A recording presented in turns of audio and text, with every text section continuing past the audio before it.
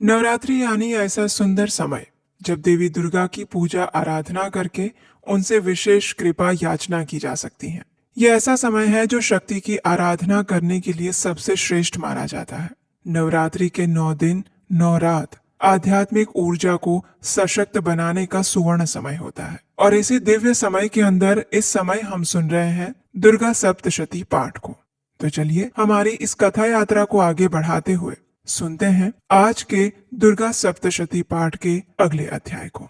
आइए आज की कथा आरंभ करते हैं। अध्याय 9 निशुंभवध।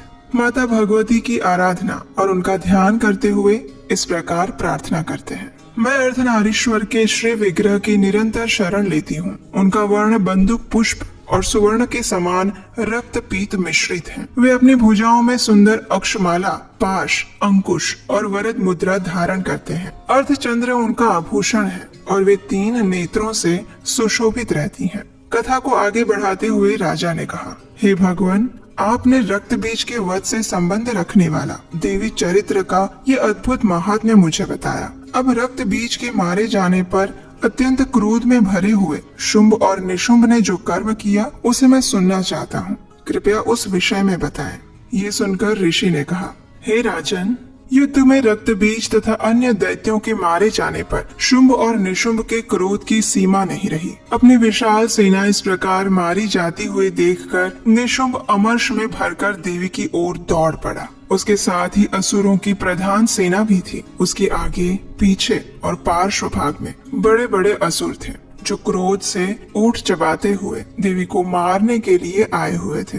महापराक्रमी शुंभ भी अपनी सेना के साथ मातृगणों से युद्ध करके क्रोधवश चंडिका को मारने के लिए आ पहुंचा था। तब देवी के साथ शुंभ और निशुंभ का घोर संग्राम छिड़ गया। वे दोनों दैत्य मेघों की भांति बाणों की भयंकर वृष्टि करने लगे। उन दोनों के चलाए हुए बाणों को चंडिका ने अपने बाणों के समूह से तुरंत ही काट डाला और शस्त्र समूहों की वर्षा करके उन दोनों दैत्य पतियों के अंगों में भी चोट पहुंचाई। निशुंभ ने तीखी तलवार और चमकती हुई ढाल लेकर देवी के श्रेष्ठ वाहन सिंह के मस्तक पर प्रहार कर दिया। अपने वाहन को चोट पहुंचने पर देवी ने क्षुरप्र नामक बाण से निशुंभ की श्रेष्ठ तलवार तुरंत ही काट दी और उसकी ढाल को भी, जिसमें 8 चांद जड़े हुए थे, उसे भी खंड खंड कर दिया। ढाल और तलवार के कट जाने पर उस असुर ने शक्ति चलाई, लेकिन सामने आने पर देवी ने चक्र से उसके भी 2 टुकड़े कर दिए। अब तो निशुंभ क्रोध से जल उठा था। उस दानव ने देवी को मारने के लिए शूल उठा लिया, लेकिन देवी ने समीप आने पर उसे भी मुक्के से मारकर चूर्ण कर दिया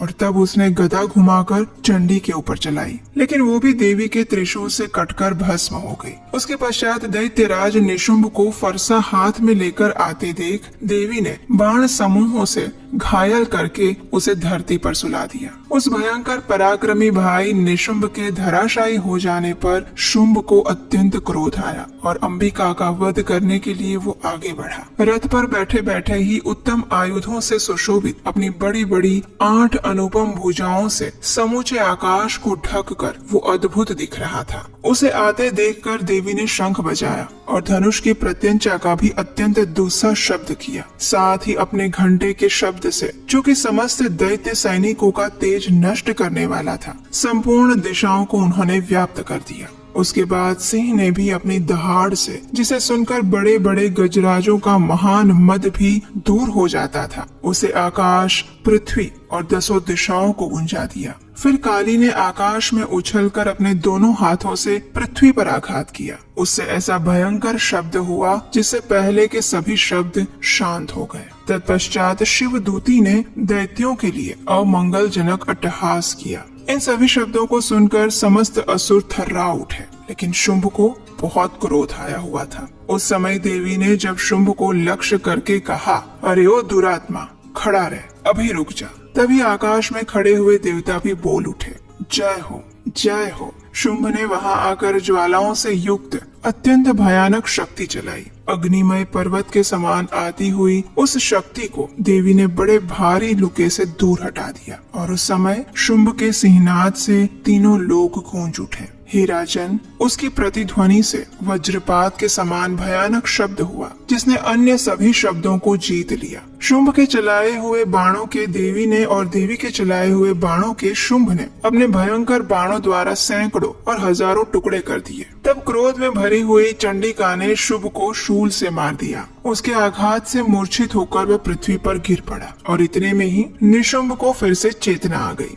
उसने धनुष हाथ में लेकर बाणों द्वारा देवी, काली और सिंह को घायल कर दिया। फिर उस दैत्यराज ने 10,000 बाहें बनाकर चक्रों के प्रहार से चंडिका को आच्छादित कर दिया और तब दुर्गम पीड़ा का नाश करने वाली भगवती दुर्गा ने कुपित होकर अपने बाणों से उन चक्रों और बाणों को काट गिराया। ये देखकर निशुंभ दैत्य सेना के साथ चंडिका का वध करने के लिए हाथ में गदा लेकर बड़े वेग से दौड़ पड़ा। उसके आते ही चंडी ने तीखी धार वाली तलवार से उसकी गदा को शीघ्र ही काट डाला। तब उसने शूल हाथ में लिया।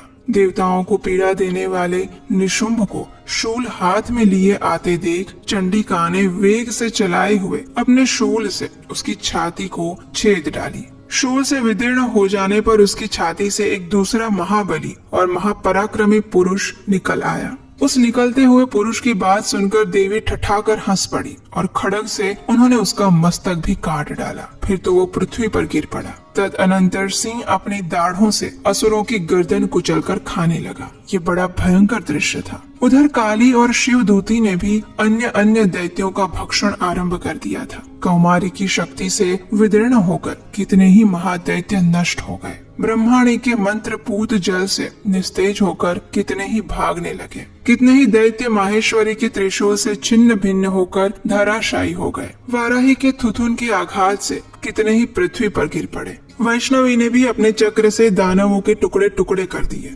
इंद्र के हाथ से छूटे हुए वज्र से भी कितने ही प्राणों से हाथ धो बैठे। कुछ असुर नष्ट हो गए, कुछ उस महायुद्ध से भाग गए और कितने ही काली, शिवदूती और सिंह के ग्रास बन गए। इस प्रकार श्री मार्कंडेय पुराण में सावर्णिक मनवंतर की कथा के अंतर्गत देवी महात्म्य में निशुंभ वध नामक 9वां अध्याय पूर्ण हुआ।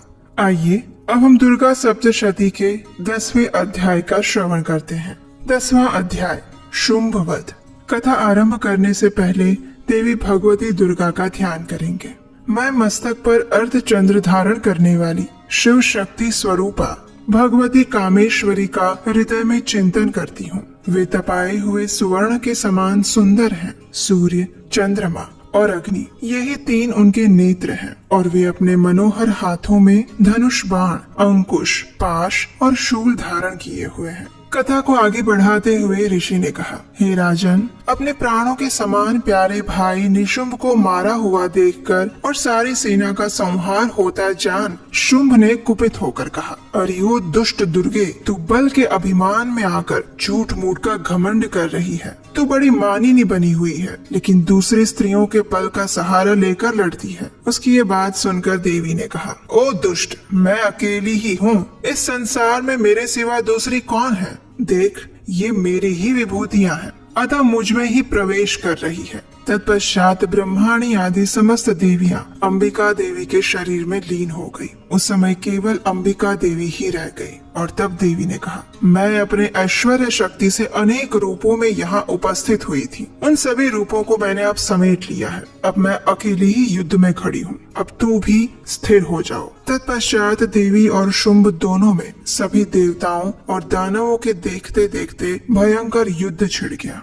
बाणों की वर्षा और तीखे शस्त्रों एवं दारुण अस्त्रों के प्रहार के कारण उन दोनों का युद्ध सभी लोगों के लिए बड़ा भयानक प्रतीत हुआ। उस समय अंबिका देवी ने जो सैकड़ों दिव्य अस्त्र छोड़े, उन्हें दैत्यराज शुंभ ने उनके निवारक अस्त्रों द्वारा काट डाले। इसी प्रकार शुंभ ने भी जो दिव्य अस्त्र चलाए, उन्हें परमेश्वरी ने भयंकर हुंकार करते हुए खिलवाड़ में ही नष्ट कर दिए। तब उस असुर ने सैकड़ों बाणों से देवी को आच्छादित कर दिया। ये देखकर क्रोध में भरी हुई उन देवी ने भी बाण मारकर उसका धनुष काट डाला। धनुष कट जाने पर फिर दैत्यराज ने शक्ति हाथ में ली, लेकिन देवी ने चक्र से उसके हाथ की शक्ति को भी काट गिराया। तत्पश्चात दैत्यों के स्वामी शुंभ ने 100 चांद वाली चमकती हुई ढाल और तलवार हाथ में लेकर उस समय देवी पर धावा बोल दिया। उसके आते ही चंडिका ने अपने धनुष से छोड़े हुए तीखे बाणों द्वारा उसकी सूर्य किरणों के समान उज्जवल ढाल और तलवार को तुरंत काट गिराया। फिर उस दैत्य के घोड़े और सारथी मारे गए। धनुष तो पहले ही कट चुका था। अब उसने अंबिका को मारने के लिए प्रयास करने हेतु भयंकर मुदगर हाथ में लिया।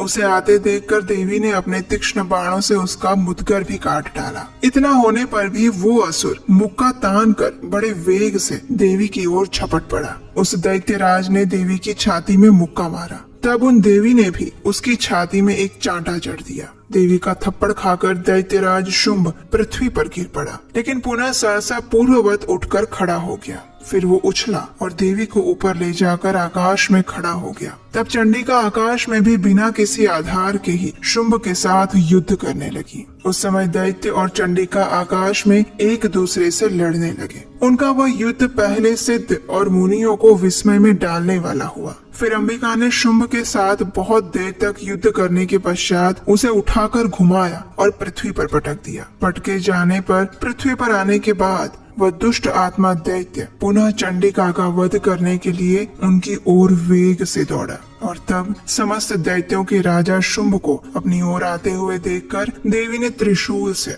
उसकी छाती को चीर कर उसे पृथ्वी पर पुनः गिरा दिया। देवी के शूल की धार से घायल होने पर उसके प्राण उड़ गए और वो समुद्रों, द्वीपों और पर्वतों सहित संपूर्ण पृथ्वी को कंपाता हुआ भूमि पर गिर पड़ा। उस दुरात्मा के मारे जाने पर संपूर्ण जगत प्रसन्न और पूर्ण स्वस्थ हो गया। आकाश स्वच्छ दिखाई देने लगा। पहले जो उत्पात सूचक मेघ और उल्कापात होते थे वे सभी शांत हो गए और उस दैत्य के मारे जाने पर नदियां भी ठीक मार्ग से बहने लगी। उस समय शुंभ की मृत्यु के बाद संपूर्ण देवताओं का हृदय हर्ष से भर गया और गंधर्व गण मधुर गीत गाने लगे। दूसरे गंधर्व बाजे बजाने लगे और अप्सराएं नृत्य करने लगी। पवित्र वायु बहने लगी। सूर्य की प्रभा उत्तम हो गई। अग्निशाला की बुझी हुई आग अपने आप प्रज्वलित हो उठी और संपूर्ण दिशाओं के भयंकर ध्वनि शांत हो गए। और इस प्रकार श्री मार्कंडेय पुराण में सावर्णिक मनवंतर की कथा के अंतर्गत देवी महात्म्य में शुंभ वध नामक 10वां अध्याय पूर्ण हुआ।